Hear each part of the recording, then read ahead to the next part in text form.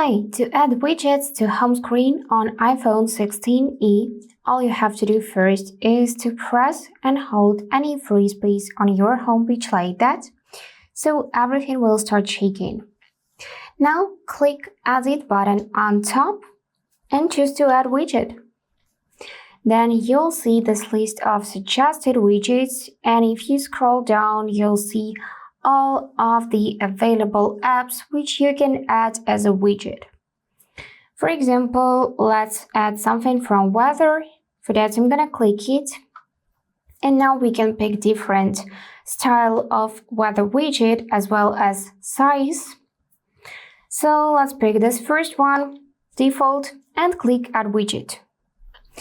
Now it is immediately on our home screen, and we can also move it to the next page. For that, hold it and then drag it across the border like that and drop here.